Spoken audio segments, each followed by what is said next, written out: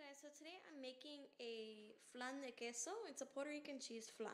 So what you'll need is an 8-ounce package of cream cheese, 1 can of evaporated milk, and 1 can of sweetened condensed milk, a blender, a mixing bowl, 4 eggs, 1 cup of sugar, and a basic round cake pan.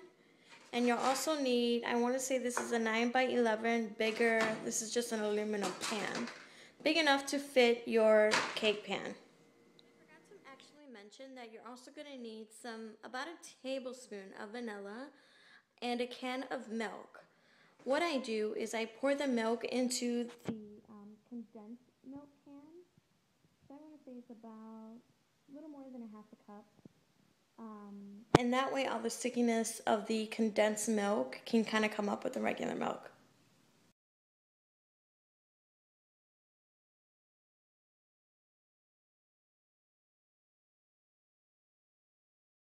The next thing you're going to do is you're going to make your caramel for your flan.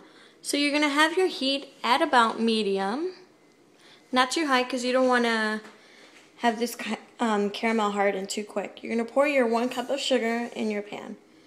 You don't need butter or anything. You'll be just fine. So stirring occasionally, you're going to just let your sugar become caramel. You can see that it's kind of bubbling right there. You're going to want it kind of a light brown to a medium brown. So once your caramel is cooking, you're going to go ahead and blend all your ingredients together, which I've already done. You're going to pour everything in there, make sure everything is nice and blended because the cheese is a little chunky. You want to make sure that it's nice and smooth.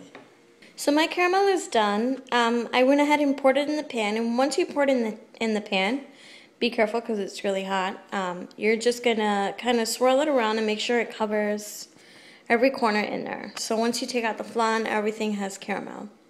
It's okay. You could see that I have a few chunks of sugar in there still.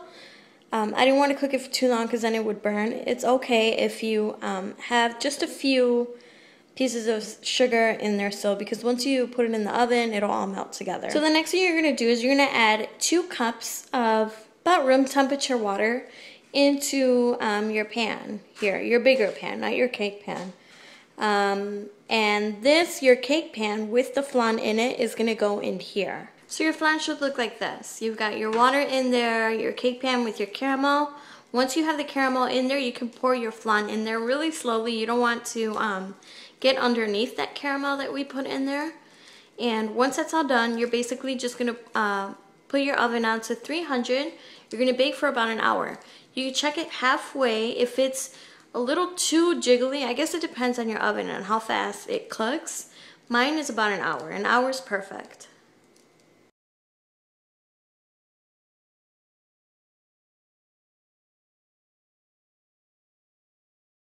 Got it out of the oven. It should basically look like this. If you just tap it, I don't know if you could tell, it really shouldn't jiggle. I mean, if it jiggles a little bit, it's okay, but you see this is pretty sturdy.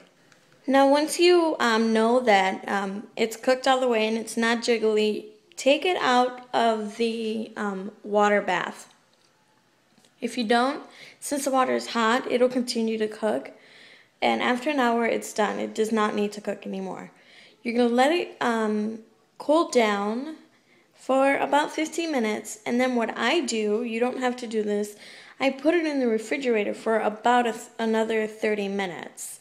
And then I'll take it out and cut it up. So the flan has been chilling in the refrigerator for about a half hour. Now you're just going to kind of cut around the corners so it's easy to come off. And don't worry about what this side looks like, because when you serve it, it's going to be upside down. So no one is even going to see this part.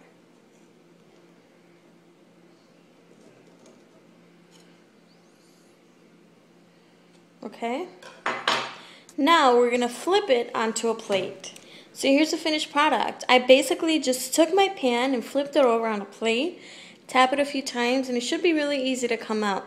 The caramel is nice and flowy. It's not going to get hard when you serve it. You can take a spoon and kind of pour some of that caramel on it, and it's going to be delicious. You can top it with cherries if you like, or whipped cream. I like mine plain, nice and simple. Also, you can make coconut flan by adding the same ingredients with a little bit of coconut milk. So you can really change it up as you like it. I hope this was really easy for you guys to do, and keep looking out for new videos. Thank you.